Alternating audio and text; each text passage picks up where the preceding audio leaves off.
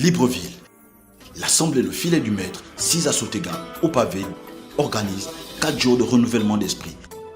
Avec le révérend pasteur Amour Mondouga. Quelquefois, Dieu utilise des conditions d'esclaves pour cacher ta lumière. Parce que si les gens aperçoivent les risques d'arriver, tu permets que tu vives des situations difficiles. Tu commences à souffrir, tu commences à être malade. Tu as caché ta destinée. Parce que quand il va exploser, tout le monde sera avec toi. Sous le thème Sortir de la fournaise de la pauvreté. 4 jours d'enseignement, de prière et de délivrance. De 17h pile à 19h pile. Du mercredi 27 au dimanche 30 avril 2023. Infoline 077 08 88 40. Que Dieu vous bénisse. Il est hors de question que tu passes sans me toucher.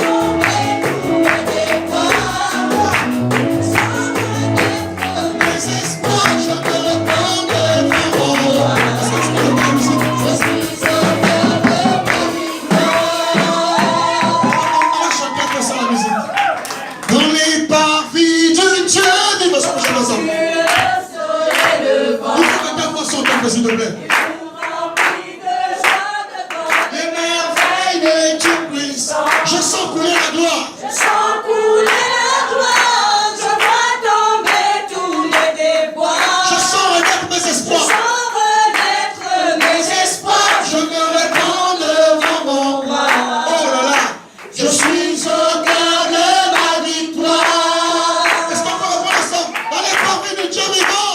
Dans les parvis du Dieu vivant. Brille le soleil. Et le vent. Je veux que tu acclames, s'il te plaît. Qui nous remplit de joie devant les merveilles De tout puissant. Je sens couler la gloire. Sans couler la gloire, je vois tomber tous mes déboires. Je sens renaître mes espoirs. Sans renaître mes espoirs. Je me répands devant mon roi. Je suis au cœur de ma victoire. Je suis au cœur de ma victoire. Acclame le Seigneur, acclame le Seigneur. Acclame le Seigneur ce matin. Gloire à Jésus. Acclame encore Dieu ce matin. Gloire à Jésus. Si tu peux t'asseoir royalement. Assieds-toi royalement ce matin. Bénissons le Seigneur pour ce merveilleux séminaire que nous avons eu. Je crois que quelqu'un a été béni durant ce temps. Si tu as été béni, est-ce que tu peux agiter ta main, s'il te plaît? Gloire à Dieu. Gloire à Dieu. Je voudrais conclure ce matin. Tu ne seras pas calme. Par la grâce du Seigneur. Alléluia.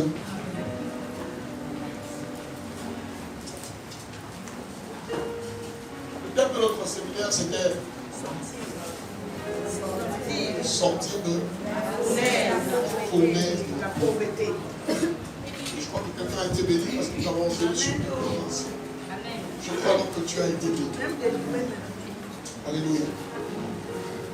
Je tiens, avant de commencer mon enseignement, à dire merci à Dieu. Parce que comme vous avez constaté, j'étais en vacances. J'avais besoin de me reposer, j'avais besoin de prendre un peu de temps, j'étais fatigué. C'est vrai que je partais pour reposer, donc je partais en vacances. Et arrivé en vacances là-bas, finalement j'étais revenu en vacances. Parce que j'étais encore obligé de prêcher dans différentes églises. Et je voudrais... Gloire à Dieu. Je voudrais donc dire merci à l'église. Parce que vous avez été des bons fidèles, des bons enfants. Je suivais à distance tout ce que vous faisiez. J'ai vu là-bas comment les mamans ont dansé, comment les jeunes ont dansé, comment vous avez mangé. Je suivais ça, c'était très bien. Vous êtes un peuple merveilleux. Amen. Je bénis Dieu pour ces moments. Merci à toute l'équipe qui a géré l'église dans mon absence.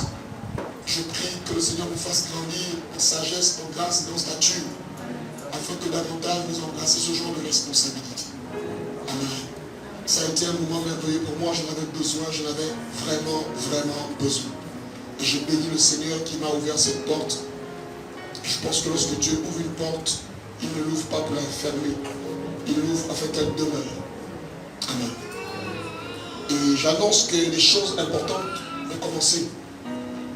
Ceux qui ont commencé ce séminaire se sont rendus compte que nous sommes venus ici. Et je ne suis pas revenu pour blaguer, je suis revenu parce que j'ai un objectif précis à atteindre dans la vie des uns et des autres. Alléluia. Vous savez, il y a deux choses qui font fonctionner le royaume de Dieu. Le royaume de Dieu fonctionne avec deux choses. Le royaume de Dieu fonctionne avec les principes et avec la puissance. Je reprends. Le royaume de Dieu fonctionne avec les principes et avec la puissance. Malheureusement, l'Église a choisi simplement la voie de la puissance et a ignoré la voie du principe. Or, le principe n'est pas chrétien. Le principe est universel. Ça veut dire qu'une personne qui ne prie pas, mais qui applique un principe, réussit. Par rapport à une personne qui prie, mais qui n'applique pas le principe. Dieu ne te bénit pas parce que tu es chrétien. Dieu te bénit parce que tu respectes le principe. Amen. C'est pourquoi vous allez voir, les gens ne viennent pas à l'église, mais leurs choses marchent, leurs portes s'ouvrent. Parce qu'eux, ils n'ont peut-être pas la puissance, mais ils ont le principe. Vous savez, le principe, c'est la loi. Or, les principes sont immuables, ça ne change pas. C'est vrai que dans nos pays en Afrique, les lois changent tous les jours. Mais les lois de Dieu ne changent pas. Les lois de Dieu sont immuables. Ça veut dire que quel que soit l'endroit où on est, si on les applique, on réussit. Amen. Souvent, notre vie, ce n'est pas une question quand on est dans un désert. Non. Quand on applique un principe dans le désert, ça marche. Même si tu es dans le désert, si tu appliques le principe de Dieu, ça va réussir. Même si tu es dans un milieu de la sorcellerie, si tu appliques le principe, ça va réussir. Quel que soit l'endroit où tu te trouves, si tu connais les principes et tu les appliques, tu réussis. Église, j'ai parlé de la pauvreté. Je ne sais pas si vous étiez là, mais moi, ça me dérange de voir qu'on prie tous les jours pour chasser l'esprit de la pauvreté. Et ça ne part pas. Parce que finalement, ce n'est pas d'abord un esprit, c'est une mentalité. C'est un système de pensée. C'est une manière de voir les choses. Et Dieu veut d'abord pas chasser l'esprit, parce que l'esprit est parti depuis. Il est difficile de chasser, il est facile de chasser un esprit. Mais combien difficile de chasser l'état d'esprit? Et par la parole de Dieu, on peut réussir à changer un état d'esprit. La Bible déclare que la parole était marteau. Le rôle du marteau, c'est de briser les rocs. Donc si ta vie a des rocs, la parole de Dieu va devoir briser ces rocs-là pour te libérer et t'amener à une autre dimension. C'est pourquoi arrêtez de chercher la puissance.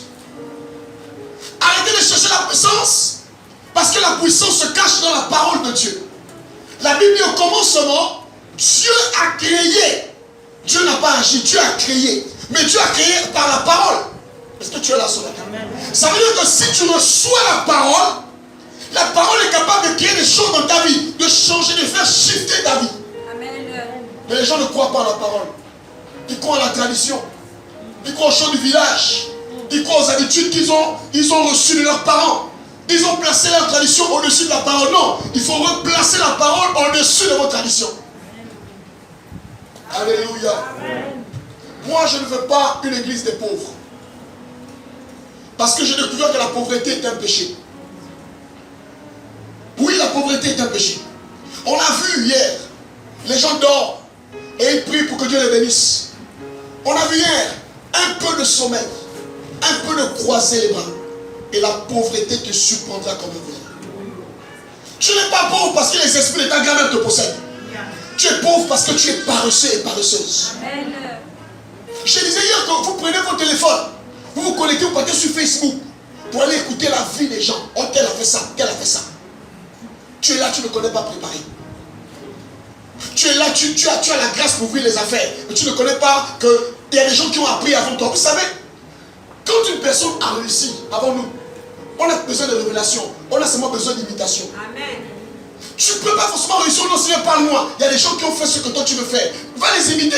Et tu réussiras. Passez votre temps dans les réseaux sociaux pour écouter les histoires bizarres.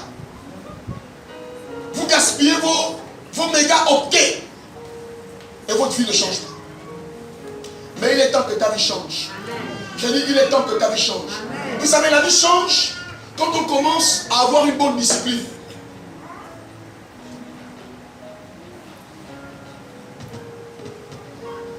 Je ne veux pas revenir là-dessus. Si tu me suis, ça faut aller sur YouTube. Amen. Psaume 127, 4 à 5. Devant nous, s'il vous plaît. Psaume. Devant nous, s'il vous plaît. Ce matin, je veux vous parler. Je ne vous ai pas enseigné, mais je veux vous parler. Psaume 127, 4 à 5. 127, 4 à 5. Et qu'on va lire, s'il vous plaît. Comme les flèches dans la main d'un guerrier. Suivez ça. Comme les flèches dans la main d'un guerrier. Ainsi sont les fils de la jeunesse. Ainsi sont les fils de la jeunesse. Heureux l'homme qui en a rempli son carquois. Heureux l'homme qui a beaucoup de fils dans son carquois. Ils ne seront pas confus. Ils ne seront pas confus. Quand ils parleront avec des ennemis à la porte. Quand ils parleront avec les ennemis à la porte. Alléluia. C'est où? Amen. Amen. Nous sommes combien? Très bien. La Bible dit ceci. Comme les flèches dans la main d'un guerrier, ainsi sont les fils de la jeunesse. Heureux l'homme qui en a rempli son carquois. Ils ne seront pas confus quand ils parleront avec les ennemis à la porte. Alléluia. On nous dit que, dans le texte, que les fils sont comme des flèches entre les mains d'une personne. Est-ce que les fils de Dieu sont là? Est-ce qu'il y a les fils de Dieu qui sont là? Dis à ton voisin, je suis une flèche. Dis à ton voisin, je suis une flèche. Dis à ton voisin, je suis une flèche. On dit que les fils sont des flèches entre les mains d'un père. Et le texte révèle que plus tard, ce sont les fils qui combattent pour le père. Ça veut dire qu'il y a des combats que le père ne fait plus, mais c'est les fils qui les font pour le père. Dieu ne combat plus, ce sont les fils qui combattent pour lui. Ce sont les enfants de Dieu qui combattent en son nom. David a combattu sur la bannière de Dieu. Tu viens avec moi avec la lance sur le javelot, mais moi je viens devant toi au nom de l'Éternel des armées. David a combattu au nom de Dieu. Il y a des batailles que Dieu veut remporter dans ta famille. Il y a des batailles que Dieu veut remporter dans ton église. Il y a des batailles que Dieu veut remporter dans ta nation. Mais il ne remportera pas ça depuis le ciel, il passera par toi. Tu dois être celui qui te place devant en disant, je défends les intérêts de mon Dieu. Je défends les intérêts de ma famille. Je défends les intérêts de mon église. Mais ce n'est pas ce que je voudrais vous dire ce matin. Écoutez-moi très bien. La vitesse d'une flèche ne dépend pas de la flèche. Je reprends. La portée d'une flèche ne dépend pas de la flèche. La portée d'une flèche dépend de celui qui la tire. Amen.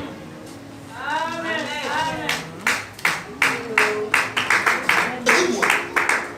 Oh non, j'ai une grande vie, j'ai une grande destinée. Dieu m'a appelé à des grandes choses. Dieu, moi, tu me vois là quand je fais les rêves. Moi, quand on me voit partout, je suis prophétisable. C'est bien, tu as une grande flèche. Mais tu ne peux pas arriver là-bas si personne ne te tire. Amen. Est-ce que tu regarde, je voulais faire tomber les mythes qu'on a. Moi, tu sais, avec mon onction, Dieu m'a appelé. Regarde, lisez la Bible. Tous ceux que Dieu a appelés, il a fallu que quelqu'un les tire pour aller où? Le problème de l'église, pasteur, c'est que les gens sont des flèches, mais il n'y a personne pour les tirer. Ils veulent vivre leur vie seuls, ils ne rendent compte à personne, ils font comme ils veulent quand ils sont. En fait, ils font comme ils veulent. En fait, pour eux, avoir reçu l'appel, avoir reçu les grands rêves, avoir reçu les dons, avoir reçu les diplômes, avoir fait les grandes études, parce qu'ils vont arriver très loin. Non. Il faut que quelqu'un te dise.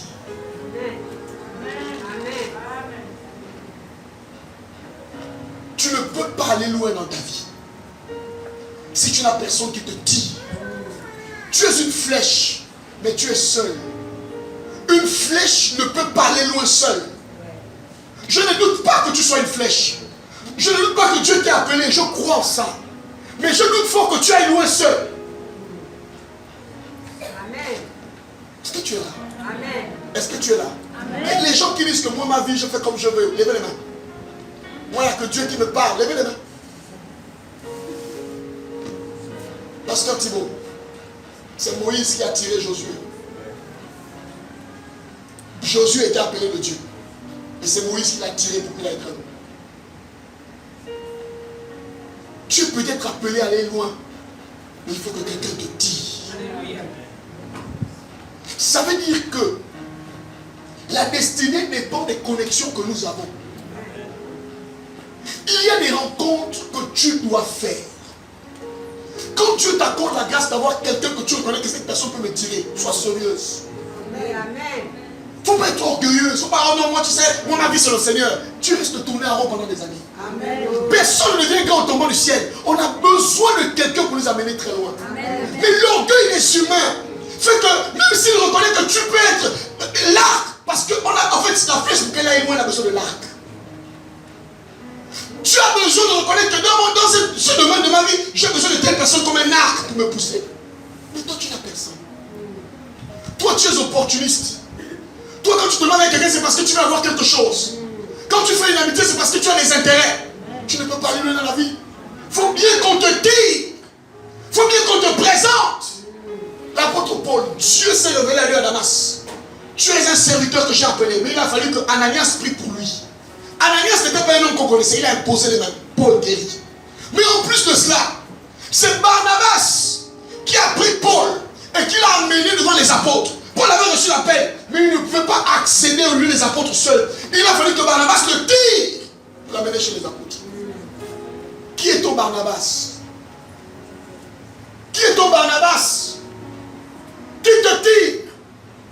Qui t'amène loin? Tu ne peux pas réussir seul. Pour être une flèche qui va loin, il faut que les gens te tirent. Amen. On ne réussit pas seul, mes amis, c'est un leurre. Pourtant, tu as la grâce, non? Tu es belle, tu es beau, tu travailles, non? Mais pourquoi ça ne marche pas? Vous n'avez personne pour vous conseiller. Vous vivez dans l'orgueil. Vous ne voulez pas qu'on vous parle. Vous voulez faire des choses comme vous voulez. C'est pourquoi pendant des années, vous allez tourner dans le désert. Parce que vous avez beau être une flèche, mais une flèche sans arc ne va pas loin. Beaucoup de gens vont mourir sans voir la main de Dieu. Parce que pour eux, dans leur vie, il n'y a que Dieu et eux. Demande à ton voisin qui est ta flèche. Demande à ton voisin qui est ta flèche. Demande à ton voisin qui est ta flèche. Qui est ta flèche? Tu sais, parfois tu as besoin que quelqu'un mette sa main sur toi. Pour que quelque chose change. Amen. Anne est venue au temple pleurer. Elle voulait l'enfant. Suivez-moi, très bien. Anne a commencé à pleurer parce qu'elle voulait l'enfant. Elle pleurait, Dieu l'écoutait. Elle pleurait, Dieu l'écoutait. Mais quand Élie l'a regardé comme ça, Élie n'a pas fait une grande prière. Voilà ce qu'il a dit. L'Éternel va devoir accomplir ce qu'il t'a dit. Quand elle s'est levée là, la Bible dit des mois après, elle est tombée enceinte. Écoutez-moi très bien. Ton élévation passe par quelqu'un. Amen. Amen. Je veux que tu le saches ce matin. Tu veux devenir riche. Quelqu'un doit t'aider. Quelqu'un doit te conseiller. Quelqu'un doit te sponsoriser. Quelqu'un doit te porter.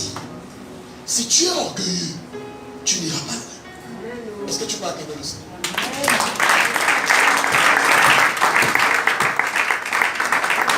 La qualité de cœur, suivez-moi très bien.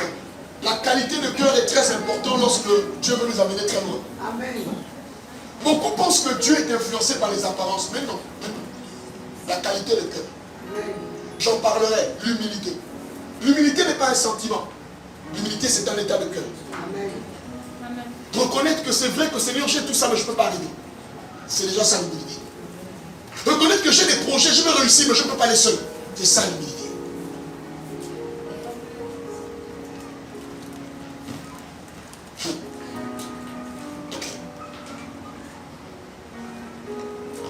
Nous allons faire une très grande lecture. Genèse 26, 12 à 30. Tu peux lire, maman, s'il te plaît. Genèse 26, nous parlons de sortir de la fournaise de la pauvreté. Et je conclue mon message sur le temps. Genèse 26, 12 à 30. Tu peux lire, s'il te plaît. Isaac sema dans ce pays, et il recueillit cette année le centuple, car l'Éternel le bénit. Cet homme devint riche, et il alla s'enrichissant de plus en plus, jusqu'à ce qu'il devint fort riche.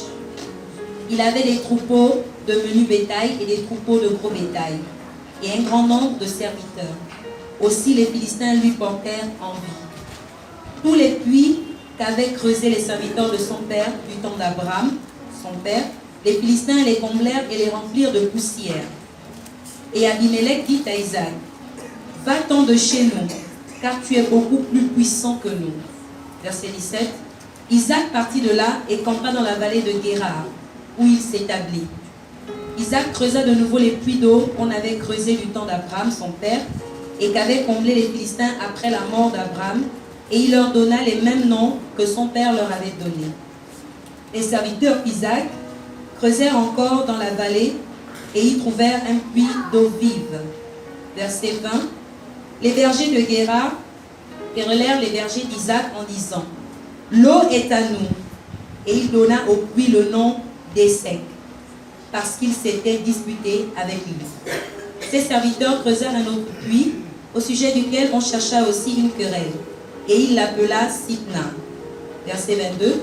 Il se transporta de là et creusa un autre puits, pour lequel on ne cherchait pas querelle, et il l'appela Rehoboth. Car, dit-il, l'Éternel nous a maintenant mis au large et nous prospérerons dans le pays. Il remonta de là à Beersheba. L'Éternel lui apparut dans la nuit et dit, je suis le Dieu d'Abraham, ton père, ne crains point, car je suis avec toi, je te bénirai et je multiplierai ta postérité à cause d'Abraham mon serviteur. Amen.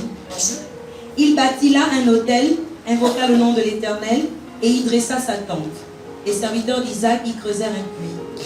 Abimelech vint de Guérar auprès de lui avec Ahuzad, son ami, et Picol, chef de son armée. Isaac leur dit, pourquoi venez-vous vers moi, puisque vous me haïssez et que vous m'avez renvoyé de chez vous? Ils répondirent, nous voyons que l'Éternel est avec toi. C'est pourquoi nous disons qu'il y ait un serment entre nous et toi, et que nous fassions alliance avec toi. Verset 29. Jure que tu ne nous feras aucun mal, de même que nous ne t'avons point maltraité, que nous t'avons fait seulement du bien, et que nous t'avons laissé partir en paix. Tu es maintenant béni de l'Éternel.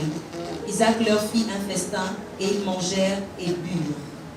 Ils se levèrent de bon matin, et se lièrent l'un à l'autre par un serment.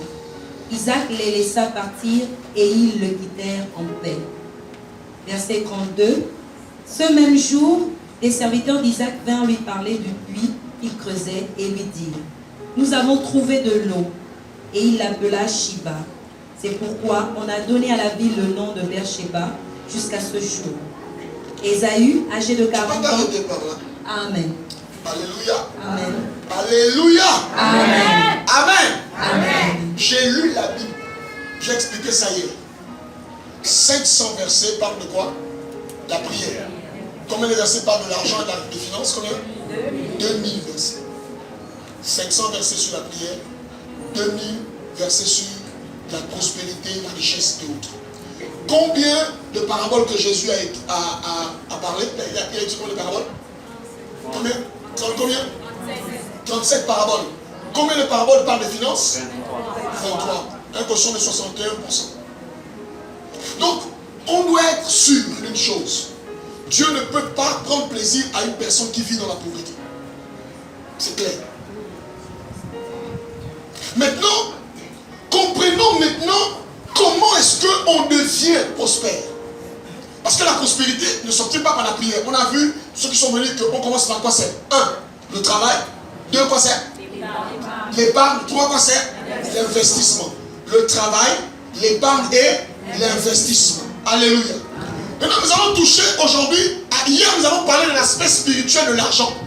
Vous vous souvenez, je dis que l'argent a un corps. C'est quoi le corps de l'argent? La feuille, c'est quoi l'âme de l'argent? La valeur, c'est quoi l'esprit de l'argent? Très bien. Je disais que l'argent a quoi? Le passé, un présent et un futur. Alléluia. J'expliquais que on peut détruire la destinée d'une personne avec l'argent.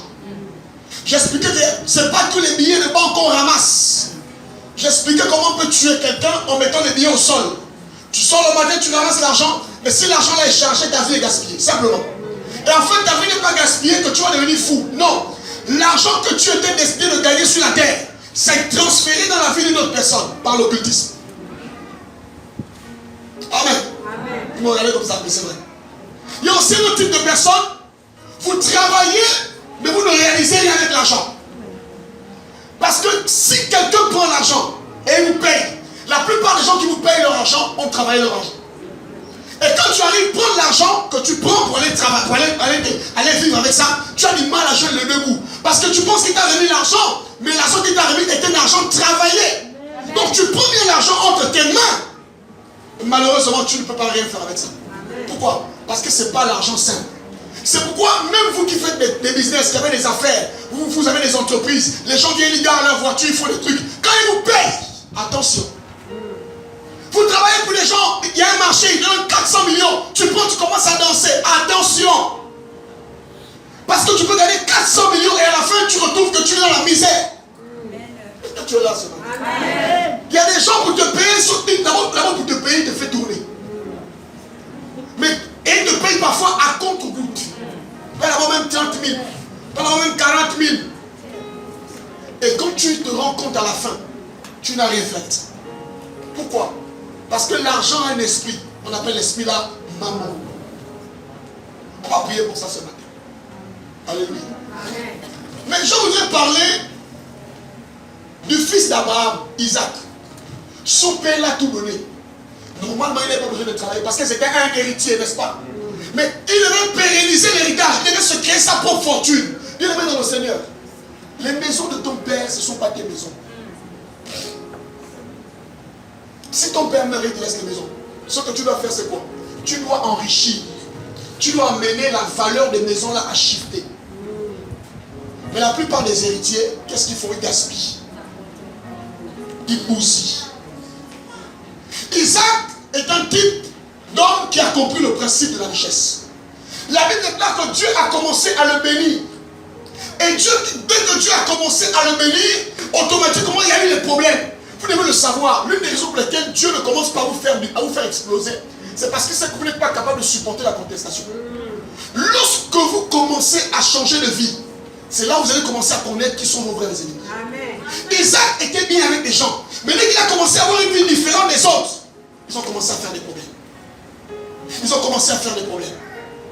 Mais ce n'était même pas encore la bonne dimension d'Isaac, c'était que le début. Mais dès le début, ils ont commencé à le persécuter. La Bible déclare que Dieu l'avait enrichi parce qu'il avait travaillé. Il devenait riche et il devenait fort riche. Premier problème, Isaac n'était pas un homme qui était satisfait de la vie qu'il avait. Vous devez apprendre dans la vie, quelle que soit la position où vous êtes, vous devez savoir que ce n'est pas votre terminus. Quel que soit le salaire que vous gagnez, le genre de marché que vous avez, cette vie, ce n'est pas votre terminus. Dis à ton voisin, cette vie, ce n'est pas votre terminus. Oh, tu sais, moi je suis fonctionnaire. Être fonctionnaire, ce n'est pas ton terminus. Oh, tu sais, moi je suis engagé au privé. Être au privé, ce n'est pas ton terminus. Je voudrais d'abord ce matin que vous compreniez que vous devez casser tous les plafonds que vous avez établis sur vos vies. Amen. Chacun doit bousiller son plafond en disant, mon plafond, c'est pas être fonctionnaire. Je ne me tue pas pour être fonctionnaire seulement. Parce que la plupart des fonctionnaires ne sont pas très heureux. Amen. Dieu voisin, il y a plus que la fonction publique. Il y a la bénédiction de l'Éternel. Donc Isaac n'a pas dit, oh non, ça y est, j'ai déjà les serviteurs. Non, Isaac est allé plus loin. Dans la vie, vous devez savoir que si vous voulez aller plus loin, vous devez avoir beaucoup plus soif. Soif d'un autre niveau. Soif d'aller plus loin. Soif d'une autre vie. Soif d'une autre prospérité. Soif. Et à chaque fois que tu as soif, Dieu agit dans ta vie. Amen. Il y a des gens là, dès qu'ils ont construit la maison, ils pensent qu'ils sont arrivés, mais tu n'es pas arrivé. Le feu peut te rappeler que tu n'es pas arrivé.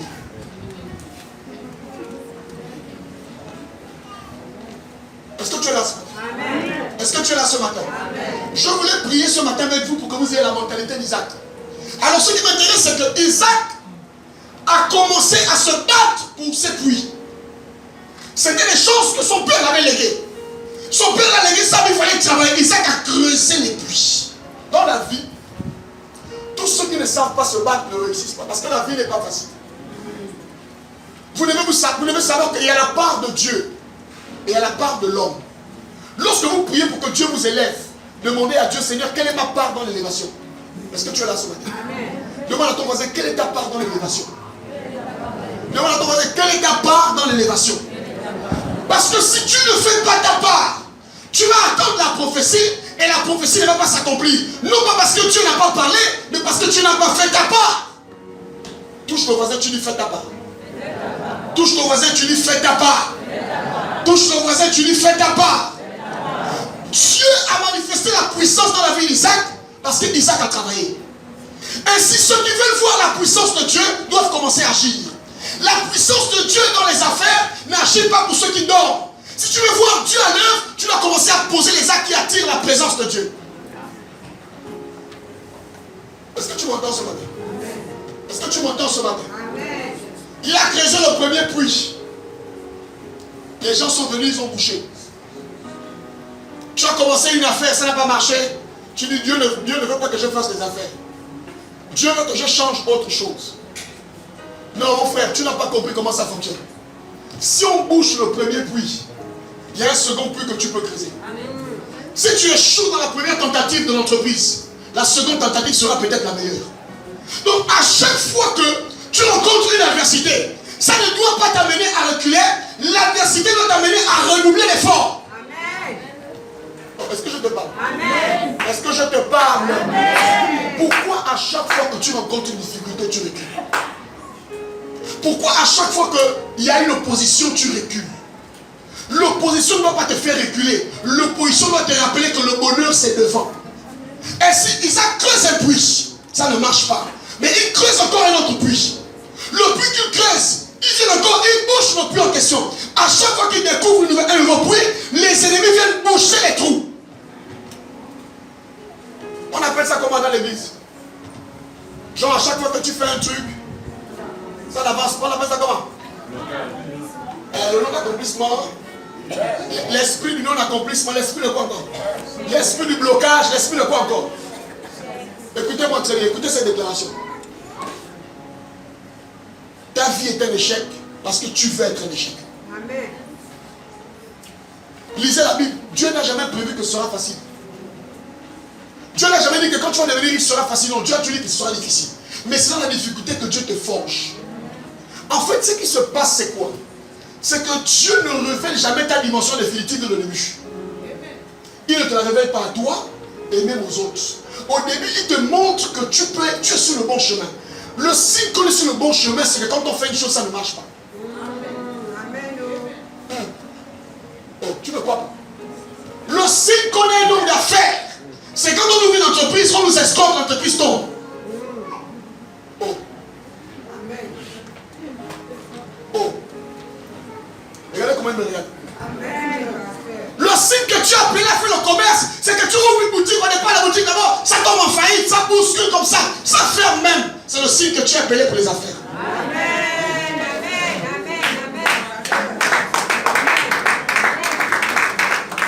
C'est ce que Isaac nous enseigne. Isaac nous enseigne que quand on commence, le commencement c'est pas la fin. Au commencement on est éprouvé parce que les ténèbres veulent t'empêcher d'arriver là où Dieu t'attend. Donc plus les gens te combattent, plus tu fais les choses, ça ne marche pas, continue de faire. Plus tu achètes ta marchandise après les clients, continue de chercher les clients. Un jour ça va venir. Il a continué à creuser. Il a commencé à creuser, s'il te plaît. Il a commencé à creuse. Il a commencé à creuser les puits. Mais parce qu'il y a la sécheresse, il a commencé à creuser les puits. Parce qu'il n'y a pas beaucoup de clients, creuse les puits. Mon ami, c'est en creusant les puits que tu arrives à Rehoboth. Isaac creuse, il est combattu. Il a commencé que j'aime quand on me combat. Il a commencé j'aime quand on me combat. Il a commencé j'aime quand on me combat. Parce que quand on te combat, on est en train de t'amener là où Dieu t'attend. Amen. Il a commencé j'aime quand on me critique. Oh, tu vas pas dire comment ça? J'aime les critiques. Tu me connais? Non, aime les critiques. Parce que les critiques te rendent meilleur. Les critiques te permettent de t'affirmer, de t'affiner. Les critiques te permettent de corriger ce qui est corrigeable pour être meilleur. Mes amis, oh non, parce que je ne sais pas, je commence une chose, ça ne marche pas. Je commence une chose, ça ne marche pas. Ce matin, reçois l'onction de Isaac. Ah, je dis reçois l'onction de Isaac. Je dis reçois l'onction de Isaac. Tu n'es pas seul. Isaac aussi commençait une chose, ça fermait. Il ouvrait une entreprise, ça fermait. Il ouvrait une entreprise, ça fermait. Mais de fermeture en fermeture, il est arrivé à Rehoboth. Est-ce que tu m'entends ce matin? J'ai dit d'échec en échec, de déception en déception, d'humiliation en humiliation, de rejet en rejet. Le bonheur appartient à ceux qui insistent, non pas ceux qui abandonnent. Si Isaac avait abandonné, il ne serait pas arrivé à Rehoboth. Amen. Écoutez-moi très bien. Les gens ne vous respectent pas parce que vous faites. Les gens vous respectent parce que vous avez réussi. Amen. Le monde ne retient pas ceux qui ont vécu. Le monde retient ceux qui ont impacté leur génération. Et si, quand les gens commencent à te mettre les bâtons dans le rouleau, ce que tu veux faire. Et puis, écoutez-moi très bien. Souvent, ce sont les gens qui sont proches de nous. Tu es sûr que ton truc là va marcher. C'est eux qui viennent prendre les bons, papa Thibaut, chez toi. Yes. Il dit à la voiture, tu dis Thibaut, tu as quand même un frère, fais-moi le Seigneur, je te paierai ça. Il ne va jamais te payer. Il va partir. Mais ça ne va pas te décourager. Je suis venu dire à quelqu'un ici, tu as essayé, ça n'a pas marché hier. Mais essaie encore. Amen. En fait, le diable t'a dit, regarde, tu n'es pas né pour ça. Regarde, depuis que tu fais ça, est-ce que ça marche? Mais ma Bible me dit que quand une personne échoue, elle est beaucoup plus proche de son objectif que celui qui n'a jamais rien essayé. Je vous ai dit, Nelson Mandela n'a pas le Saint-Esprit. Mais voici ce qu'il dit. Il dit, moi je n'échoue jamais. Soit je gagne, soit j'apprends. Quand vous avez fait une chose et que vous avez perdu, vous n'avez pas perdu en fait. Vous avez gagné en expérience. Une des raisons pour lesquelles les Sénégalais, les Maliens et autres gagnent le pays. Écoutez-moi très bien. C'est parce que nous les Gabonais, on n'a pas la force d'insister. On pense qu'on ouvre un commerce, on aura 100 000 francs le jour. Déjà non. Tu dois commencer comme Isaac. Au fur et à mesure. Au fur et à mesure. Hier, j'ai parlé de celui qui appartient à Sauce Créole. Hier, j'ai parlé de l'école ESSIC. J'ai parlé de Sauce Tartare. Des gens que moi-même j'ai vu comment ils ont commencé. ESSIC, qui est une grande école aujourd'hui, c'était en planche. En planche. Aujourd'hui, ils ont des immeubles. Sauce Créole, c'est pas un fils du diable. Vous savez ça, non? Sauce Créole, c'est un chrétien. Voici ce qu'un chrétien veut faire. Mais quand je parlais, il me dit, mais pasteur, quand j'ai commencé, les frères en Christ même me disaient que toi, tu es comme ça, tu as l'esprit d'orgueil, tu sais que tu vas réussir. Quand vous allez chez lui là-bas, tous ceux qui sont embauchés, la plupart c'est des chrétiens. Il a embauché les gens de son église. Mon frère, tu peux être la solution de nos problèmes ici là. Pas en nous donnant l'argent, mais en nous donnant le travail. Mais tu es là avec la grâce que nous donnons, tu supportes quoi? Vas-y. Vas-y. En faisant, il a dit, parce que quand j'ai commencé à ouvrir Sauce Créole, les gens venaient. T'as beaucoup le sel. La sauce là n'est pas très bonne. Ils m'ont critiqué. Il dit au départ, j'ai voulu me décourager. Je voulais être triste. Ma femme m'a dit que non, vas-y. On améliorait les sauces. On faisait ceci. Il dit, j'allais sur YouTube. Je regardais. Aujourd'hui, quand tu as fait, tu parles. Tu parles. Mais son histoire, c'est quoi? C'est un enfant de Dieu comme toi. Malgré le découragement, il a insisté. Et il est devenu ce qu'il est devenu. On ne devient pas grand par les rêves. On revient grand par la force des choses. Par l'insistance. Tu ne peux pas mourir avec ce que Dieu t'a donné. Ce n'est pas possible. Parce que c'est ça le péché finalement. Le péché, c'est de mourir sans avoir produit la raison pour laquelle Dieu vous a créé. Est-ce que tu peux acclamer le Seigneur? Est-ce que tu peux acclamer le Seigneur? Est-ce que tu peux acclamer le Seigneur? J'ai expliqué aux autres qu'il n'y a pas d'argent dans les bureaux. Dans les bureaux, il y a seulement les papiers à signer. Est-ce que quelqu'un qui a l'esprit d'Isaac est là? Est-ce que quelqu'un qui a l'esprit d'Isaac est là? Ce matin, j'ai envie de te dire que tu dois apprendre à te battre pour tes puits. La seule personne qui doit se battre pour ses rêves, c'est toi-même. Vous savez, tu peux dormir avec quelqu'un sur le même lit, il ne croit pas en toi. Tu peux manger avec quelqu'un dans la même maison, mais la personne ne croit pas en toi. La seule personne qui doit croire en toi, c'est toi-même. Et je voudrais qu'aujourd'hui, vous enlevez la fin de l'âge. Oh non, j'ai déjà 40 ans, j'ai déjà 60 ans. Écoutez-moi très bien. Écoutez-moi très bien. Dieu appelle Abraham à 75 ans. L'aventure à 75 ans. Il a connu le summum du bonheur à 75 ans. Et il est mort à sa jours. Ton âge ne va pas enterrer tes rêves. Je répète, ton âge ne va pas enterrer tes rêves. Ce matin, j'avais envie de dire que chacun de vous doit ressusciter son rêve. Tu vas prendre ton rêve ce matin, tu vas le ramener à la réalité. Je ne sais pas ce qui a enterré ton rêve, mais ce matin, personne ne va enterrer ton rêve. Les Philistins sont venus pour vouloir enterrer les puits de Isaac. Isaac a dit, vous n'allez pas enterrer mon rêve. Pendant qu'il creuse, il ferme. Il creuse, il ferme. Je dis, personne n'enterrera ton rêve. Est-ce que tu peux acclamer le Seigneur ce matin? Est-ce que tu peux acclamer le Seigneur ce matin? Je veux que tu répètes après moi, au nom de Jésus. Au nom de Jésus. Personne dans le siècle présent et dans le siècle à venir ne va enterrer mes rêves. Ce matin, comme Isaac, je refuse que les Philistins enterrent mes rêves. Je veux me battre pour mes puits. Je veux me battre pour mes rêves. Au nom de Jésus, je me battrai. Je ne veux pas reculer. Malgré les humiliations, malgré le rejet, malgré le manque d'argent, je veux me battre. Malgré les difficultés, je vais insister jusqu'à ce que mes rêves soient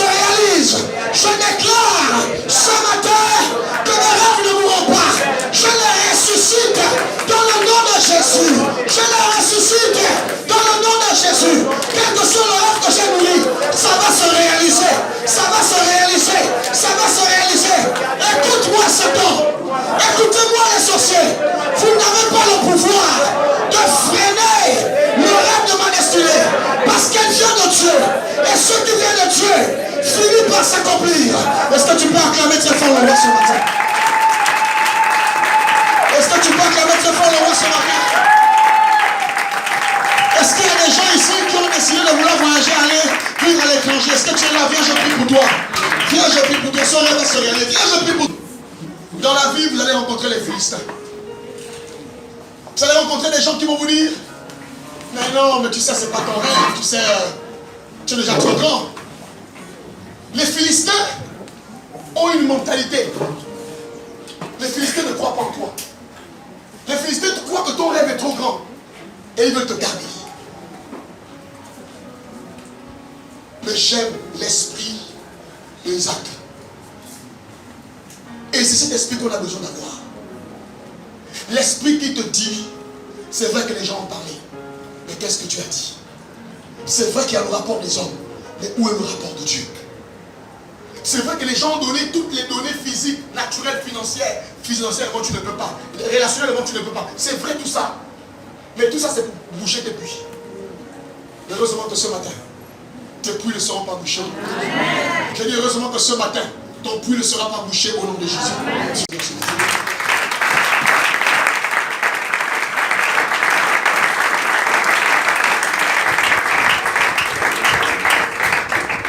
Je suis allé en mission à Port-Gentil il y a 4 ans.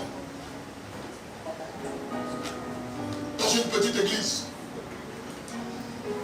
Et là-bas, j'ai rencontré une jeune dame, gentille. Après mon intervention, elle m'a dit: pasteur, je vous invite à manger avec l'équipe, on est allé manger. Le lendemain matin, pasteur, elle est venue avec sa voiture, je vous embête pour le petit déjeuner, on est parti. Et j'étais assis dans son espace commercial. Et Dieu me dit: cette fille souffre. C'est vrai qu'elle a un commerce, mais elle souffre. Parce qu'elle n'est pas née pour être ici. Elle est née pour aller en Europe. Et je dis: ma fille, est-ce que je peux te parler? Il dit: oui, pasteur. J'ai dit: Dieu me dit de te dire que tu souffres. C'est vrai que tu as un bon petit commerce, ça marche, mais tu souffres en fait. Elle a commencé à pleurer. J'ai dit: Dieu me dit que ta terre c'est l'Europe. Elle me dit: pasteur, j'avais déjà essayé. Ça n'a pas marché. Elle a fait l'enfant avec un blanc. Pasteur, j'avais déjà essayé, ça n'a pas marché, c'est difficile. Sa fille est française, elle est là. Je lui ai dit: tu vas faire tous les efforts que tu veux. Tu ne réussiras pas ici. J'ai dit: mais si tu veux, je vais prier pour toi. Mais je ne prierai pas seulement pour toi, je te donnerai le conseil qu'il faut pour que tu partes ici. Amen. Elle dit: parce que ça va être trop difficile, je n'ai pas les papiers, je n'ai pas. Je dis: laisse ça. Laisse ça. Oh, parce que quand tu rentres là-bas, je dis: laisse ça. Tu connais la destinée. Laisse ça. Je priais pour elle. Je lui ai dit: appelle le père de ton enfant. Puisqu'il est français, dis au père de ton enfant que tu es allé en France avec ton enfant. Passer les vacances. Il dit: mais pasteur, il est là-bas. J'ai dit: ça, c'est pas ton problème. Va là-bas au mois de juillet. On était en juin. Il dit: parce que c'est trop vite, je n'ai pas l'argent. Je dis: vends ton commerce. Elle me regarde. Je dis: vends ça. Elle a vendu. Elle a fait les papiers. Elle est partie en France. Quand elle est arrivée en France, le père a appelé pour dire: tu es en France, il faut que tu repartes là-bas. Elle dit: non, je ne repars pas. À quoi de son enfant? Elle a inscrit l'enfant en septembre. Dès qu'elle a inscrit l'enfant en septembre, on a commencé à l'aider pour les papiers. Elle était ici au Gabon, elle s'est fatiguée avec un Gabonais bizarre. Elle était maigre. Je vais vous parler. Et Dieu a prévu de rencontrer un homme. Elle m'appelle, elle dit: papa, je me marie dans 4 mois. Je dis: c'est ce que Dieu peut faire. Elle me dit: tu viens ou tu ne viens pas? Je dis: non, là je ne peux pas venir. Elle me dit: ok, d'accord, je dis: tu ne viens pas, je t'envoie mon offrande. 2 800 000. Ça c'est l'offrande du sacrificateur. Entre parenthèses. Elle s'est mariée. Elle a fait un enfant. À l'heure où je vous parle, elle travaille dans une entreprise. Amen.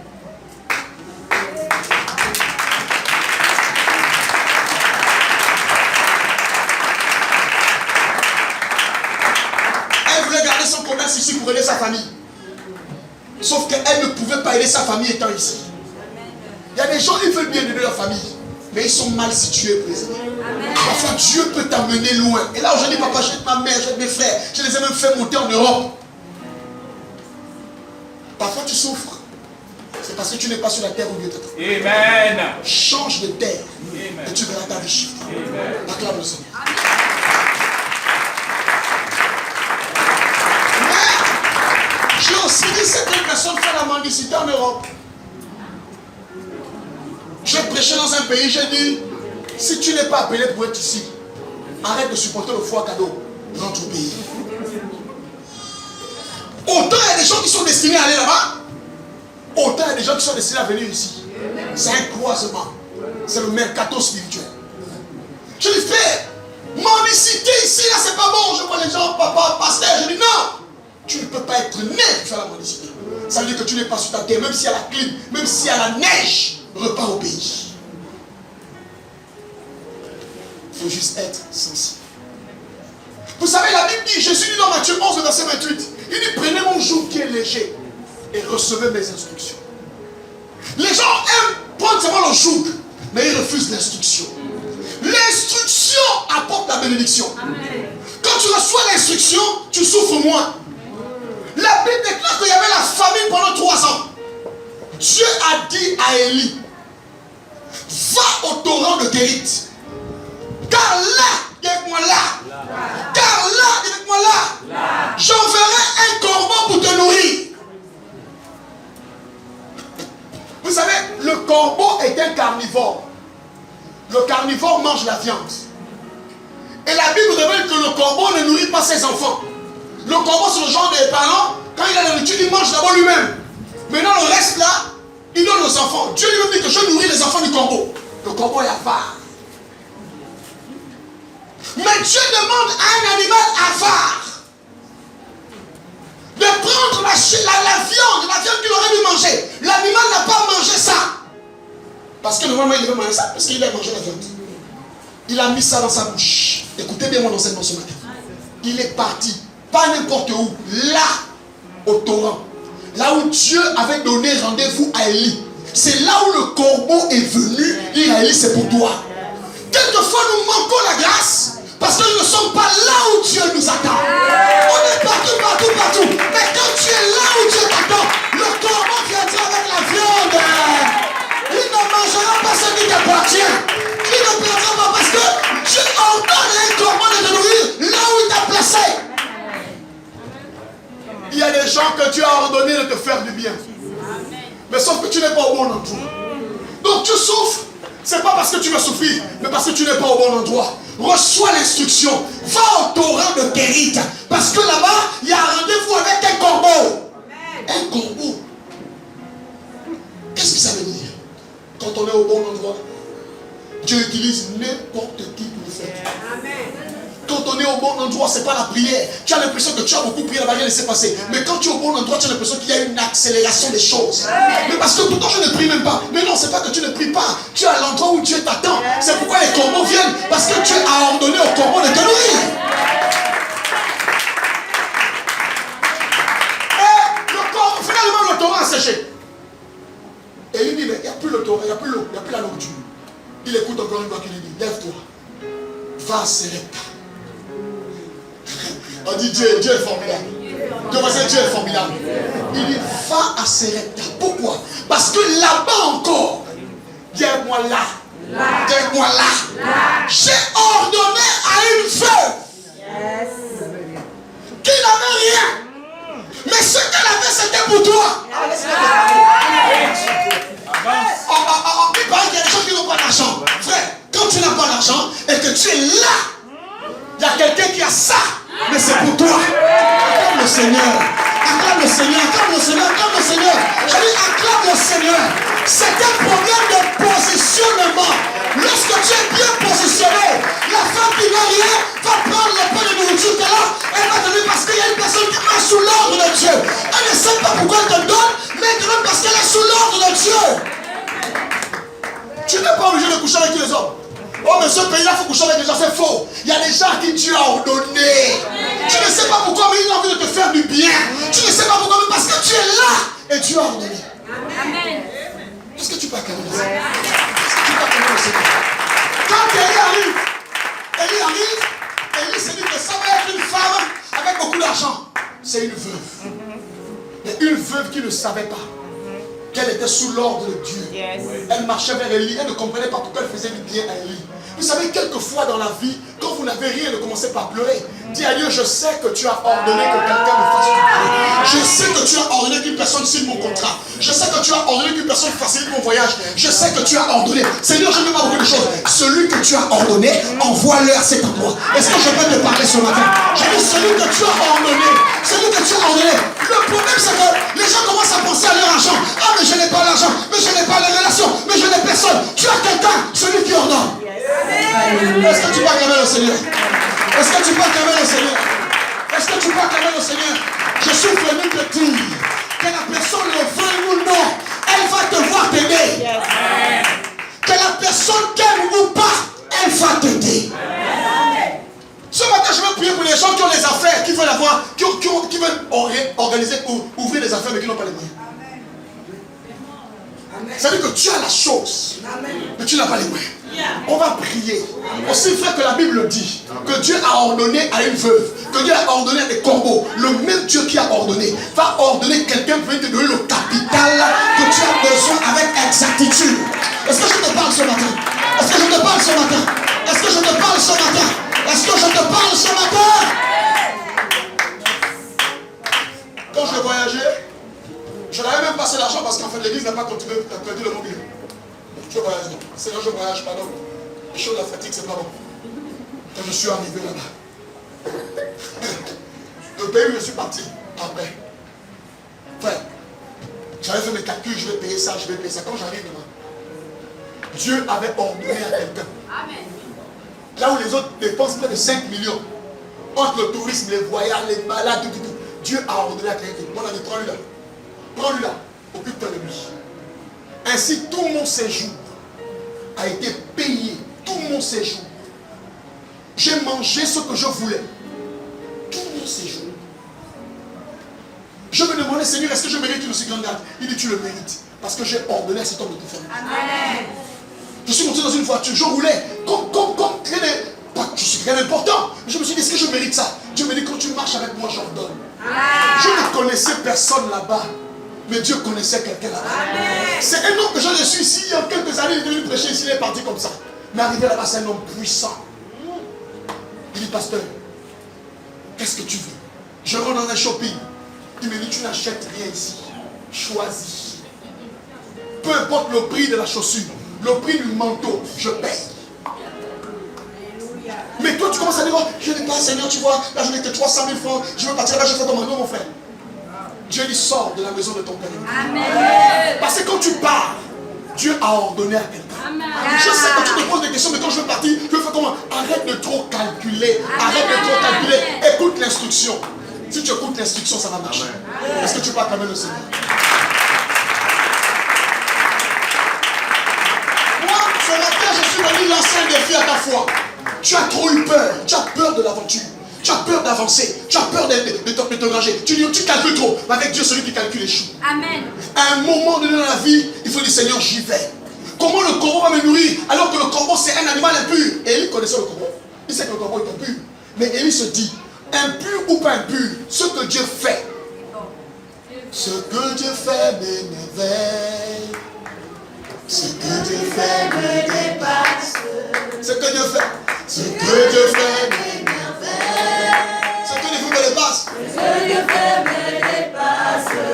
L'Éternel dispose. L'Éternel dispose tout en ma faveur. La pluie, le beau temps en ma faveur. Les saisons de l'année en ma faveur. Oui, tout, je dis bien tout en ma faveur. L'Éternel dispose tout en ma faveur. La pluie, le beau temps en ma faveur. Les saisons de l'année en ma faveur. Oui, tout, je dis bien tout en ma faveur. Ce que Dieu fait m'émerveille.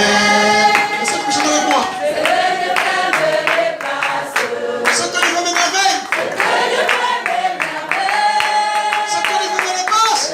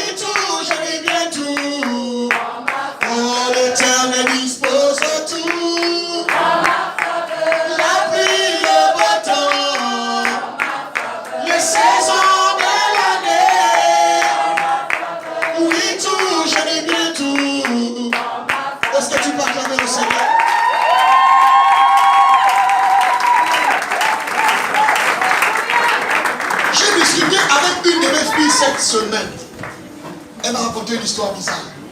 Elle dit, pasteur, ce que je suis le résultat de la grâce de Dieu. Elle dit, on m'a appelé un jour, je lui ai posé mon dossier comme ça. On m'a appelé un jour, venez ici à tel endroit. Elle est partie. Madame, elle endroit, il fallait avoir les relations. Vous êtes recruté ici. Elle cherche le stage. Elle a commencé le stage. Elle m'a raconté son histoire pour dire qu'en fait, ce qu'elle est devenue, elle n'a pas fait des efforts. Amen. Elle a compté sur Dieu. Et là où les gens devaient avoir les relations, elle n'a fait que déposer son dossier. Dieu a été sa relation. En fait, c'est une dame que Dieu a élevée. Elle me dit, papa, où tu me vois là? Dis que c'est les pistons. Non. Je ne citerai pas son nom ici. Dieu a fermé une porte. Elle devait partir en Chine pour 300 000. Elle avait une bourse de coopération pour 300 000. Elle n'a pas pu le bien rester. 300 000. Elle n'avait pas de relation. Aujourd'hui, je vous parle. Elle est assise, directrice de cabinet d'un grand ministre de la République. Amen. Je vais aller plus loin. Elle n'a que le BTS. Yeah. Oh non, non, que le BTS. Et elle a le BTS, pas dans la formation qu'elle a faite, parce que ce qu'elle a fait n'a rien à voir avec. Elle est partie déposer le dossier de sa cousine à la fonction publique. Quand elle part déposer au recrutement, la dame de recrutement dit, madame, amenez sur votre dossier. Je suis venu déposer le dossier parce que madame, amenez-moi votre dossier. Wow. Je te menace, amenez-moi ton dossier. Wow. Elle est partie vite faire le dossier. Elle vient déposer. Un matin, elle servait à l'église. Elle dit, papa, les petits 10 000, je donne à l'église, je servais le Seigneur, je l'achète dans mes mains. Oh, il y a un ventilateur, j'achète. Oh, mais celle-là, c'est pas pour que je servais. Elle à côté du pasteur, maman, pasteur, je priais. Elle servait à l'église. Elle dit, papa, quand je vois les gens qui jouent à l'église, ce que Dieu a fait dans ma vie, j'étais là, je servais. Et bien, matin, on a nommé le ministre du budget. À l'époque, on le nomme, ministre du budget, on le nomme. Dans la fonction publique, on le nomme à l'époque, on demande à la dame de venir. Elle vient comme ça. Elle arrive au cabinet du ministre. Écoutez-moi très bien. Le ministre est nommé comme aujourd'hui. On appelle la fille là hier, comme demain vient. Quand elle arrive, avec un BTS, le ministre prend la clé, le trousseau des clés. Il dit, tiens, je t'attends ici demain. Tu commences le travail. Tu es dans mon secrétariat particulier. Elle dit, papa, j'ai pris la clé, j'ai couru. Je suis parti me mettre la genoux devant mon pasteur. J'ai dit, pasteur, si ce n'est pas la loge. J'ai dit, non, ce n'est pas la loge. C'est ce que Dieu est capable de faire. Elle dit, quand les gens vont faire les fétiches, je suis resté au ministère, je travaillais. On était nombreuses. Elle dit, papa, c'est ce qui s'est passé aujourd'hui. Dieu a permis que toutes mes collègues avec qui nous étions au cabinet, on les affecte. Quand le ministre a commencé à faire des trucs, quand je vais coucher avec toi, oh, chez la loge et autres, Dieu a permis qu'on l'enlève. Elle dit, quand Dieu permet qu'on l'enlève, le nouveau qui arrive, il ne me connaît pas. Je n'ai pas forcément le même profil que tout le monde. Je n'ai qu'un BTS. Le monsieur dit, madame, tenez mon trousseau de clés. Vous êtes ma directrice de cabinet particulier. Elle dit, je suis assise au bureau. J'ai travaillé 5 ans, je n'étais pas intégré. Le ministre m'a dit, je n'étais pas intégré. Il dit, mais 5 ans après, j'ai été intégré. Il dit, le genre de prime que j'ai là, quand je vois ça comme ça, j'ai dit, ce que Dieu fait n'est merveille. Ce que Dieu fait me dépasse. Elle dit, papa, je dis, quand il y a l'église qui achète ça, je me lève, j'achète. Pas parce que j'ai les moyens, parce que les gens de l'église m'ont vu en bas. Quand je n'avais rien, comment je semais, je travaillais à l'église, je donnais mon petit 10 000, je contribuais. Maintenant, parce qu'il dit, je fais alliance avec Dieu. J'ai dit à lui que si tu me lèves, toutes les fois qu'il aura besoin de ta maison, je serai la première. Aujourd'hui, Dieu l'a élevé, sans parents, sans relation, simplement avec le nom de Dieu. Dieu peut le faire avec toi. Si tu crois, la Bible dit que le fumier prend le pauvre, il le fait asseoir avec les grands. Est-ce que tu peux acclamer le Seigneur ce matin?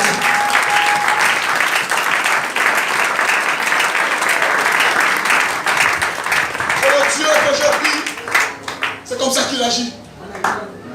Elle est attachée à Dieu. Elle dit, pasteur, je suis attaché à Dieu. Son témoignage me donne les frissons. J'ai fermé la porte de la Chine. Dieu l'a élevée. Elle est tranquille, elle marche. Elle est là, oh, elle est dans la loge, ils pensent ce qu'ils veulent. La loge de Jésus. Amen. Comment mettre un pièce là? Oui, parce que Dieu ne tient pas compte des diplômes quand il veut te lever. Joseph a été deuxième personnalité. On n'a pas dit, Joseph, tu as fait des études en économie. C'est qu'on sait faire, c'est la compétence. Est-ce que tu sais faire la chose? Amen. Acclamons le Seigneur. Ce sera ton cas au nom de Jésus. Je dis, ce sera ton cas au nom de Jésus. On va lire Luc 5, 1 à 11.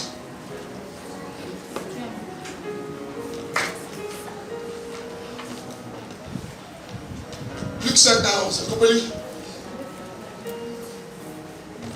Comme Jésus se trouvait auprès du lac de Guénésaret et que la foule se pressait autour de lui pour entendre la parole de Dieu, il vit au bord du lac 2 barques, d'où les pêcheurs étaient descendus pour laver leurs filets. Il monta dans l'une de ces barques qui était à Simon, et il le pria de s'éloigner un peu de terre.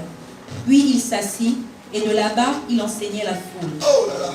Lorsqu'il eut cessé de parler, il dit à Simon, « Avance en pleine eau, et jetez vos filets pour pêcher. » Écoute ça. Simon lui répondit, « Maître, nous avons travaillé toute la nuit sans rien prendre, mais sur ta parole, je jetterai le filet. » Verset 6.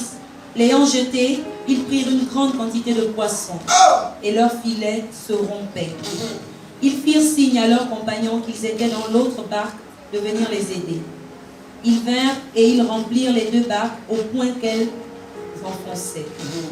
Quand il vit cela, Simon-Pierre tomba aux genoux de Jésus et dit, « Seigneur, retire-toi de moi, parce que je suis un homme pécheur. » Car l'épouvante l'avait saisi, lui et tous ceux qui étaient avec lui, à cause de la pêche qu'ils avaient faite. Il en était de même de Jacques et de Jean, fils de Zébédée, les associés de Simon. Amen. Amen. Amen. Amen. Amen. Amen. Amen. Amen.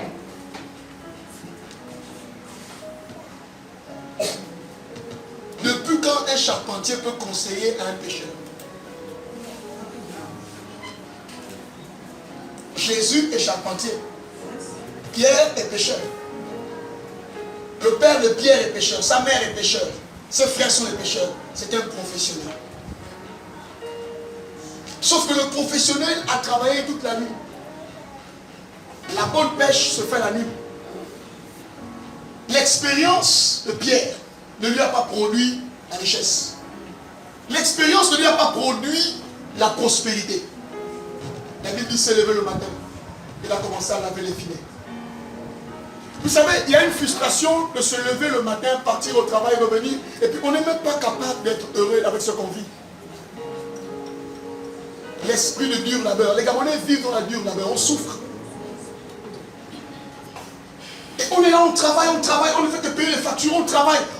Pierre était dépassé toute la nuit. Laver des filets qui n'ont pas produit, c'est frustrant la vie. Mais un homme est rentré. Il a dit, Pierre, avance ta barque. Pierre a fait comme toi et moi. Pierre a commencé à se dire, je vais regarder un peu mon expérience. Seigneur, logiquement parlant, quand je regarde la situation de ma vie, c'est comme ça qu'on fait. Quand Dieu te donne une instruction, il est plus sage que toi. Amen. Si Dieu te dit, fais les papiers, va en Suisse, va en Suisse. Ne dis pas, Seigneur, mais je n'ai rien à mon compte. Comment ça fait? Comment ça fait? Quand Dieu te dit, prends le dossier, va déposer ça, je ne sais pas où, à l'ONU. Mais Seigneur, je n'ai pas les parents à l'ONU. Va à l'ONU, va à l'ONU. Ceux qui n'ont jamais été à l'ONU m'ont dit que tu es orgueilleux. Mais toi, tu sais que c'est Dieu qui t'a parlé. Yes. Il paraît que les gens montent en galon chaque année. Toi, tu peux monter en galon avant les années là. Amen. Oh non, mais tu sais que papa, mais non, c'est pas encore de maman, comment maman me les galons là, faut que je te le dise. Non, pas besoin, pas besoin. Sur la base de ta parole, tu peux monter en galon avant le temps. Sur la base de la parole de Dieu. Laisse-moi te parler. Est-ce que je te parle ce matin? Amen. Vous êtes sur la base de qui? Vous-même votre parole. Sur la base de votre expérience, ça ne marche pas. Je parle à une dame. Tu sais faire quoi? Non, parce que voilà ce que je sais faire. Mais en fait, parce que si je ne fais pas ça, c'est parce qu'il y a maintenant beaucoup de gens qui font ça au Gabon. Ma soeur, concentre-toi sur ce que toi tu sais faire. Et laisse Dieu faire ta promotion. Amen. Ne te concentre pas sur un autre, tout le monde fait ça au Gabon pour que tu n'auras pas le marché. Tu n'es pas tout le monde. C'est vrai que j'ai essayé de moi-même, mais Seigneur, sur la base de ta parole, je veux refaire ce commerce. Amen. Amen. Est-ce que je viens de te parler? Amen. Pierre a dit, j'ai essayé moi-même. Ça n'a pas marché. Mais Seigneur, puisque tu me donnes l'instruction, je veux le faire. Écoutez-moi très bien. Il ne lui a pas demandé de jeter les filets partout. Il faut bien lire le texte. Jette le filet du côté droit de la barque. Imaginez-vous que Pierre avait pris le filet et il a jeté au côté gauche. C'est la faute de qui? De Dieu ou de Pierre? C'est ce que nous faisons. Quand Dieu dit fais ça, on ne saisit pas bien le détail de l'instruction. Je veux que Dieu te dit voyage. Voyager, ce n'est pas une instruction. Seigneur, je veux voyager. Je pars où? Où est ma destination? Oh non, moi l'essentiel c'est quitter ce pays. Mais tu vas souffrir. L'essentiel c'est pas de quitter ce pays. L'essentiel c'est d'aller là où Dieu t'attend. Laisse-moi te parler ce matin. Est-ce que je te parle? Ça veut dire que quand Dieu a dit à Pierre, quand Jésus a dit à Pierre, jette le filet du côté droit, c'est parce qu'il avait déjà parlé aux poissons de la mer. Poissons, écoutez la voix de votre Créateur. Venez ici. Lorsque Dieu commence à parler, les gens commencent à bouger et viennent vers toi. Quand Dieu commence à parler, il y a un mouvement autour de ta personne. Les poissons commencent à venir. Les poissons reconnaissent le filet. Non, ils reconnaissent la voix. La voix qui lui venait du côté droit. Quand Dieu te parle et que tu obéis, si tu es du côté droit, tu feras une pêche miraculeuse. Si tu es du côté droit, le bon côté, le problème c'est qu'on n'est pas du bon côté. Quand tu es du bon côté du commerce, du bon côté de l'activité, du bon côté du projet de voyage, du bon côté du projet de marchandise, quand tu es du bon côté, la voix de Dieu amène la marchandise, amène la clientèle, amène les opportunités. La voix de Dieu amène les poissons.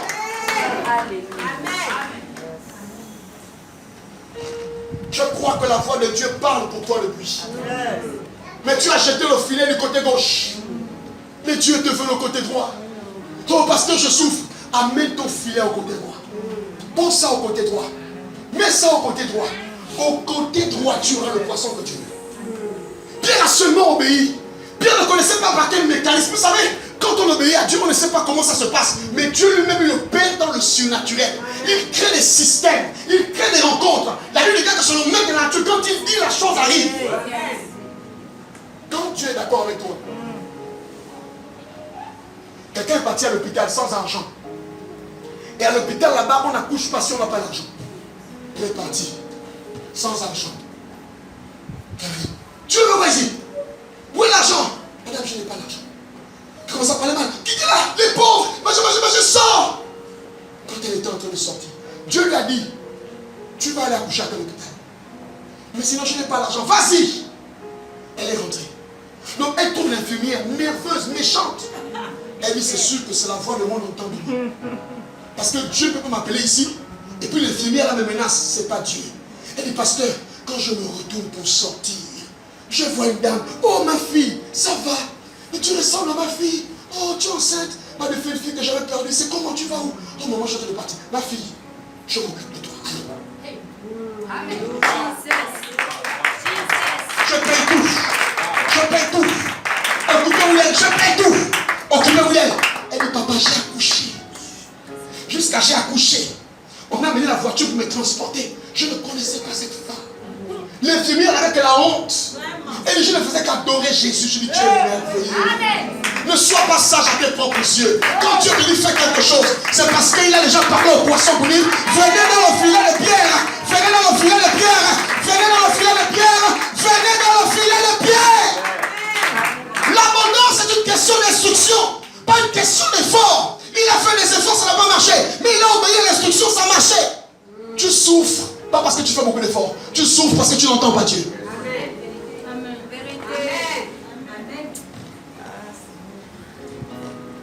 La partie qui me dépasse avec Pierre. On ne lui a pas dit jette le filet. On lui a dit jetez vos filets. Lui, qu'est-ce qu'il va faire? Au lieu de jeter les filets, lui, il va jeter le filet. Jetez vos. Lui, il a jeté quoi? C'est son filet. En fait, la Bible dit le filet s'est rompu. Tellement la bénédiction était grande, il est obligé d'appeler les autres. En fait, qu'est-ce que j'ai envie de te dire? L'expansion de ton miracle ne dépend pas de Dieu mais de toi. Tu as mis Dieu dans une boîte et tu dis, qu'est-ce que Dieu peut faire pour moi? Mais si tu crois que Dieu peut faire au-delà, j'ai un de mes fils. Il n'a que le bac. Il est au RPG. Aujourd'hui, il est commandant. Avec le bac. Il m'a dit, pasteur, quand il était rentré, il m'a dit, pasteur, il est venu déposer ses prémices. On ira prier pour toi. Tu veux quoi? Écoutez bien. Il est venu avec ses prémices, l'argent de son premier salaire. Il dit, pasteur, je veux que tu pries pour moi. Je lui ai dit que tu veux quoi? Il me dit, pasteur, mon père était dans l'armée. Il n'est pas mort officier. Moi, je n'ai que le bac. Je sais que c'est difficile, mais j'ai envie de finir général. Quelle demande audacieuse! Je l'ai regardé. J'ai dit, mets-toi à genoux. J'ai prié, j'ai versé l'huile sur lui. Mes amis, où je vous parle là, il commande tous les élèves officiers qui sont en Mandioù. Il a fait la Chine, il a fait le Maroc, il a fait la plupart des pays. Là, il est passé commandant. Il me dit, papa, dans 2 ans, je vais monter encore. Et lui, il ne reste pas le protocole chaque 5 ans. Lui, parfois même ça change. On l'amène. Quand tu arrives à l'armée, au Béret Rouge, quand j'arrive là-bas, quand je rentre au Béret Rouge, je suis allé voir tel, tout le monde le garde à vous. Parce que tout le monde le connaît là-bas. Qui? Un enfant qui a le bac, devant des gens qui ont les maîtrises, devant des gens qui ont le doctorat. Il est aimé de ses chefs, tellement il travaille bien, sans les grands diplômes, mais avec le Seigneur, parce qu'il a obéi. Vous savez quoi? Il était à l'université. Il était en droit. Vous voyez les vieux élèves qui sont arrivés là, qui sont souvent en droit là, qui partent là avec les babouches qui la semelle est finie là. Viens là, le Kassika. Avec lui, il a pris le sac. C'est venu un paquet de feuilles. Il s'asseye au fond. Il était là-bas. Il a forcé. Il rêvait, non, je vais être. Vous savez, quand on sait les films, hein, je vais être avocat, avec la clause, tout des fois. C'est la télé, mon frère. Il a vu ça, frère. Sauf qu'il avait les enfants. Il avait la vie, c'était réel. Quand il vient de l'université, les enfants disent qu'ils ont faim. À l'époque, pour avoir la bourse, il faut mettre le feu. Et on lui dit, va à l'armée, il dit non, parce que moi, l'armée, je ne peux pas. Un jour, Dieu l'a convaincu. Il est parti. Là où il avait refusé de partir, c'est là où Dieu avait dit, jette ton fils. Aujourd'hui, il me dit, pasteur, je suis en repos. Récemment, il habitait Zion. Il m'appelle, il me dit, non, papa, j'ai un truc, je vais te demander ton avis. Comme lui, il a grandi dans une caserne. Il dit, moi, je n'aime pas les casernes. Mais mon patron m'a dit que je veux que tu veux vivre en caserne. Tu ne payes pas le bois. Qu'est-ce que tu penses? J'ai dit, fils, ça c'est quelle question que tu me poses? Prends des choses par là-bas. Tu vas faire toute ta vie. Pendant ta période professionnelle, tu ne loues pas. Mon Dieu, tu dois réaliser des affaires. Va là-bas. Il a pris sa femme. Il a dit, le pasteur a dit qu'on part. Ils sont partis. Ils ont arrangé. Ils sont jolis, tranquilles. Il me dit, papa, je suis au calme. Voici mes maisons que je suis en train de construire au calme. Paye pas le courant. Paye pas de l'eau, je suis tranquille. Je ne paye pas le portail, je suis tranquille. Je ne paye pas les watts, je suis tranquille. Sa fille en Afrique du Sud. Si tu écoutes l'instruction, votre problème à vous, c'est que vous êtes têtu. Vous faites les choses comme vous entendez. Oh non, tu sais, moi, c'est ma vie. Hein. Tu fais comme ça. Viens prendre l'instruction, c'est cadeau. Quand tu écoutes l'instruction, tu vas aller dans la vie. Tu as besoin seulement de conseils. Mais toi, ne te conseille pas. Toi, c'est monsieur, je sais tout. Madame, je sais tout. Je fais ça comme mon cœur m'a dit. Il est grand. Il a écouté ce que je lui ai dit. Aujourd'hui, il est au sommet. Et demain, il va finir général. Pourquoi un homme qui a le bac qui finit général? C'est parce que simplement, il a obéi à l'instruction.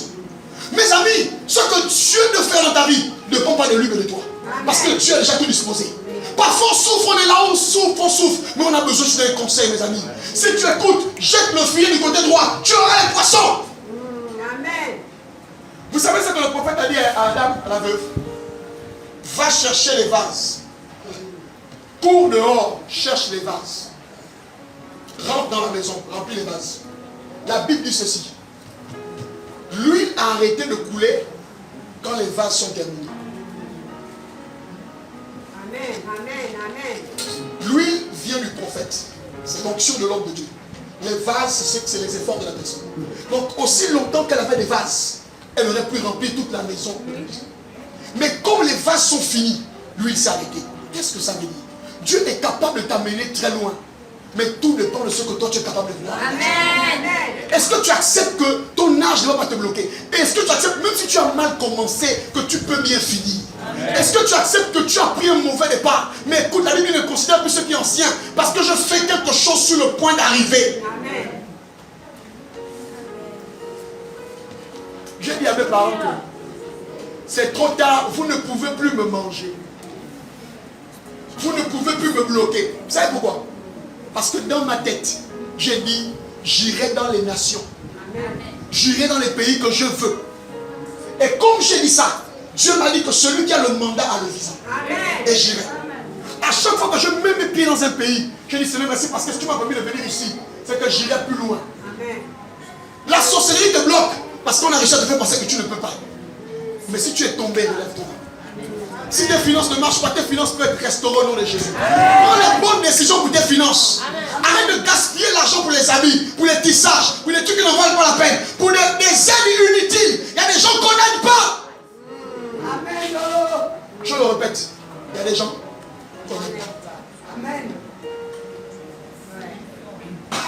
Est-ce que tu es là? Amen. Est-ce que tu es là? Amen. Dis avec moi, je vais réussir. Je vais réussir. Dis avec moi, je vais réussir. Je vais réussir. Si tu écoutes l'instruction, tu vas réussir. N'écoute pas ce que l'autre te dit, tu sais ici là, les gens n'arrivent pas, les gens ne réussissent pas, c'est mieux d'avoir le visa, c'est mieux d'avoir ceci, n'écoute pas ça. Oh Jésus, mon cas est différent. Oh Jésus, mon cas est différent. Et chantons, mon cas est différent.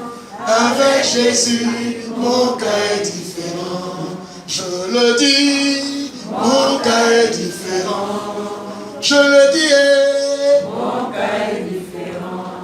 Je le chante, mon cas est différent.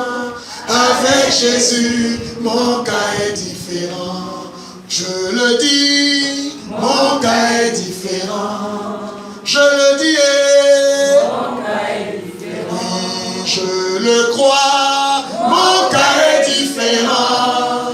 Avec Jésus, mon cas est différent. Je le dis, mon cas est différent. Oui, je le dis, mon cas est différent. Oui, je le crois, mon cas est différent. Oh, avec Jésus, mon cas est différent.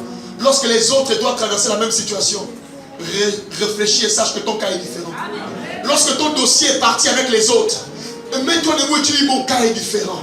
Je ne connais pas les critères, mais mon cas est différent. Lorsque les autres ont la faveur du chef, c'est les amis du chef, les parents du chef. Dis avec moi, oh Jésus, mon cas est différent. Mon Jésus mon cas est différent. Oui, je le crois, mon cas est différent. Avec Jésus, mon cas est différent. Dans ma vie, mon cas est différent. Oui, dans ma vie, mon cas est différent. Oui, je le crois, mon cas est différent. Oh, est-ce que tu peux te lever maintenant, le Seigneur va prier? Oui, dans ma vie, mon cas est différent. Lève-toi, on va chanter ça. Oh, oh, oh, oh. Je crie à toi.